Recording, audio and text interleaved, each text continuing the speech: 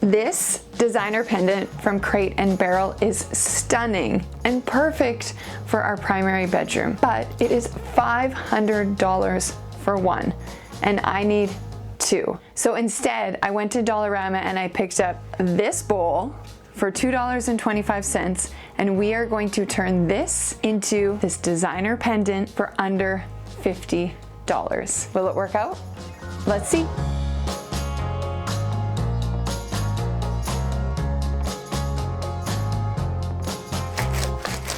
So here's the thing, I love beautiful design and I'll splurge when it's worth it. But sometimes the only difference between a $500 piece and a $50 piece is the confidence to try. And that's what this channel is all about. You don't need to be an expert, you just need to start. Okay, so the materials we are using to dupe this Crate and Barrel pendant is this $2.25 plastic bowl from Dollarama, a rechargeable light bulb, a IKEA Hemna cord set, and then I've just sniped some plastic cups from my cup drawer to make more of that bell shape, drywall compound, sanding paper, and paint. So we're gonna get started. First thing we're gonna do, cut this to size, so cut it in half-ish, maybe even less, and then we're going to trace that around and cut a hole in here. So let's get started. To cut this cup down to size, I'm going to secure it using a 1x2 and a clamp. I thought that my reciprocating saw would do the trick, but clearly it is not. So I'm just going to snip to the line where I want to cut, and then I'm going to use an X-Acto knife to cut through this nearly indestructible Tim Hortons cup. Okay, so I cut both of the cups, and the first one I cut too short. To me, it doesn't look proportionate, it looks too small. I think this one's a little bit better to make that bell shape. So luckily we have no shortage of kids' plastic cups around here, so I grabbed another one. Okay, so we have two plastic cups. For the top of the bell, I'm gonna get my orbital sander. We're gonna sand the top down just to help level them out. Okay, so now that we have these sanded down to the approximate same height, we are going to center these and then just draw a line around them. And then we're gonna cut a hole that is smaller than this, so that we have a place to put this on. We also have to make sure we can get our bulb in there. Good. Good. To make the cut in the bowl, we're going to first start by drilling a hole in the center of the bowl that is large enough to fit our jigsaw blade in, and then we're going to make outward cuts before we start circling around on the inside of the marker line. Once we have that cut out, I'm using a tile file to file down those edges.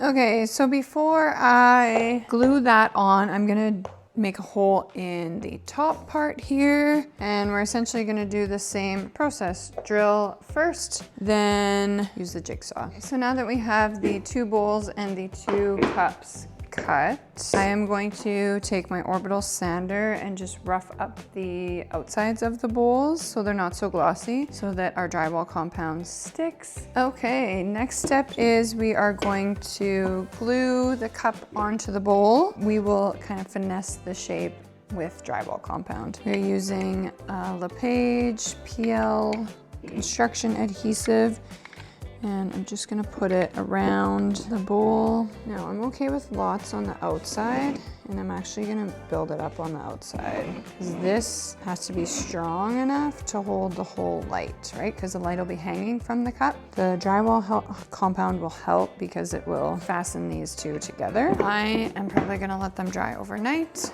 and then I will come back tomorrow and do the drywall compound. Good morning. I'm not, to be honest, 100% sold on the construction adhesive. Last night before I went to bed, I came out and checked them, and this one actually just I went like that very lightly and it came off. So I ended up super gluing it on. And then of course, you know, you do what you do. You sit there and think about all the things that you could have done differently. I haven't watched a video on how to do this. You're just seeing like real-time trial and error. And I've never done anything like this before. So while I was laying in bed last night, I was like, oh, it probably would have been smarter to cut the hole in the bowl smaller and have the light go like in the bowl and then attach it there, and it would have been permanently attached.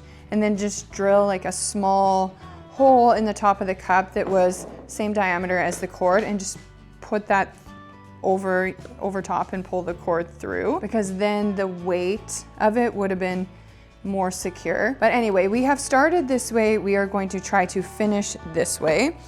So I need to make like more of that bell shape that I was going for. So I found we have some spray foam on hand.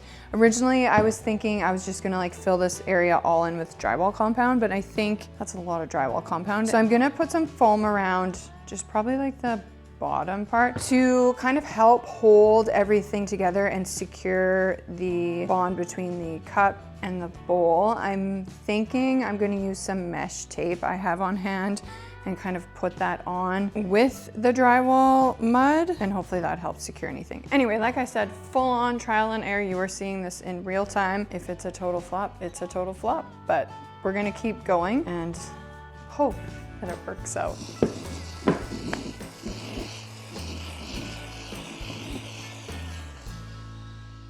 Okay, I'm over applying because I want to be able to cut it and get the right shape. Okay, I think that will do. Okay, on to the next one. Okay, so the spray foam has sat for probably close to 2 hours. And now we are going to cut some off, try to give it that bell shape that we're hoping for. So, let's see.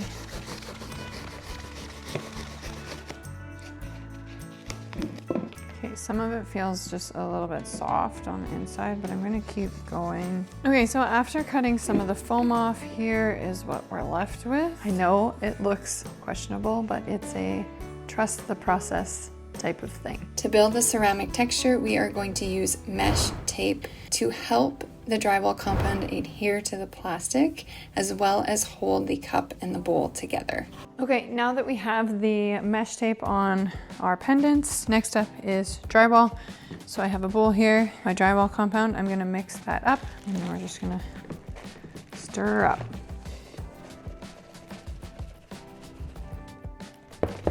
Okay, we're gonna start with that consistency. So I'm actually gonna apply this just using my hands. If I had disposable gloves on hand, I would wear them, but I don't, so.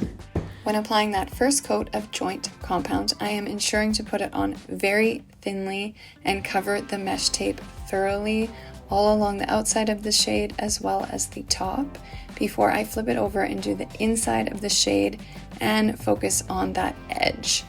Once I'm done that first one, I move on to the second pendant following the exact same process. Our first coat of joint compound has dried. So as you can see, you can still see the mesh tape through it. So we're gonna add another coat. I'm thinking we'll probably need 3. So I already have another batch mixed up. I mixed it a bit thicker this time. We're gonna do the exact same method we did with the first time. Just put her on with my hands. Now I'm trying more circular motions this time, because last time, I mean, even though it was a thin coat, you could really see my hand marks. Just to try to get a little bit more organic movement instead of just linear.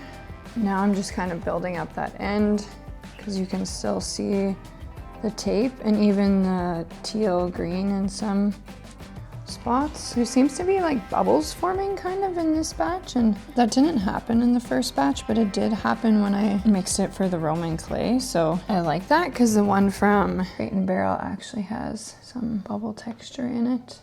Okay, so we are back working on the pendants today. These have cured for 5 days, which is a lot longer than needed. I was away, so they got some extra curing time. So next step is we're gonna sand these down a little bit. As you can see from the circular motion that I did with the second coat of joint compound, there's a little bit more movement than I want it to be. One thing that I do love is I used warm water to mix that second coat, which then created these bubbles.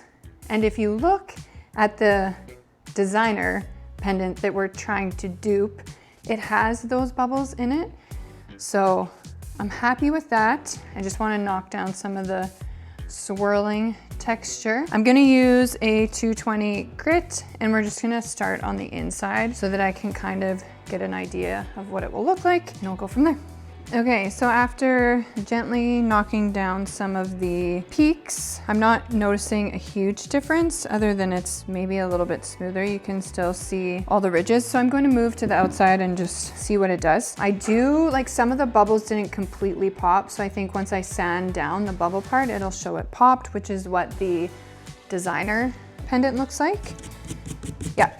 So I just sanded one down and now it looks popped. The one on the left has been sanded and the one on the right has not. I kind of like the unsanded look better, but I mean, you can't go back. So I might just knock down a little bit more maybe from this one and see. Okay, now that we have the pendants sanded down, the bubble areas are exposed, it is time to paint them. So the gentlemen at my local Sherwin-Williams were amazing when I went in there and told them I needed the dullest paint they had. And that day I learned that flat paint is actually less of a sheen than matte paint. So they sold me some clearance ceiling paint. I actually got this whole gallon, which is obviously way more than I need, for like $15 Canadian. So very inexpensive, and I am using Sherwin-Williams 7008 Alabaster. We're gonna paint them. I started painting with a foam brush before quickly moving to a rag. I don't want any brush strokes, and I'm not too concerned about getting into all the cracks and crevices because that will create some dimension. Okay, so Alabaster is appearing a bit more white than I would like. So I have taken some acrylic paint and I've put about 5 drops into here and just tinted it very slightly to see if we can get kind of a more stony type color. Okay, so our 2 pendant shades have sat overnight, and now we are going to install the sockets and the cord and the screw bases of the bulbs. So our rechargeable light bulbs are magnetic, so every time they need to be charged, they can just kind of be pulled out instead of screwed out. Make sure that this is nice and tight so it is secure. Okay, that feels secure. Oh, look at that, we have a light. Okay, so we have moved into the bedroom. I've brought my tools and the pendants in here. Now, first thing I'm gonna do is I have the plate from the IKEA Hemna cord set. And what I'm gonna do is remove this grounding cord and the grounding screw, because this is what we're gonna attach to our ceiling joist, and it will hold the weight of the pendant. So I wanna make this top part that's gonna go right against our ceiling as flat as possible. This part will stay in here because that's the hook, and that's what will hold the pendant up. I'm going to check our house plans to see which way our joists run. I thought they ran this way, but I can see that there's a slight crack running this way, so now I'm second guessing myself. Read that you can use a stud finder on popcorn ceiling through cardboard. I'm leery because this stud finder is not the best. I am gonna measure 16 out because I'm pretty sure the joists are running this way based on the map, and we'll just see. Yikes, 16 out is a little far. It's not gonna be hanging over my nightstand. Oh gosh, help me. It's not picking it up anywhere that way. Let's try this way. Oh. Okay, so there's one right there. Okay, so maybe I was wrong and they're not going the way I thought they were. Oh, I need a pencil. Before I start drilling any holes, I am considering the many heights that the internet recommends for hanging pendants beside your bed, as well as measuring center of my nightstands. I decided to go with 21 inches above the nightstand, and I'm happy with the placement of that. Okay, so before we hang the cords, we got to put the cap on. So we'll just thread that on first, and then it's on the cord and we can adjust it once we get it set at the right height. Now we use this little piece here that comes with the IKEA hemna cord. Spoiler alert, I never did find the joist, so I am going to hang the pendants using drywall anchors, which is what you see me doing here. Drilling the hole, putting the anchor in, and then attaching the plate to the ceiling. I'm using that little hook I showed earlier to hang it off the plate, and then we're going to put the cover over and tighten everything up before the big reveal. Okay, I've got my remote. Let's see how this works. Ah, they look so good.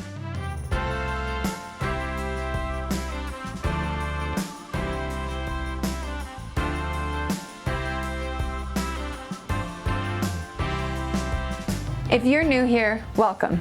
I'm Robyn, and I rebuild spaces and confidence one DIY at a time. If you love designer looks and room makeovers on real life budgets, hit subscribe and I'll see you in the next one. Psst. You saw a peek at the primary bedroom, but the whole reveal is coming soon. Don't miss it.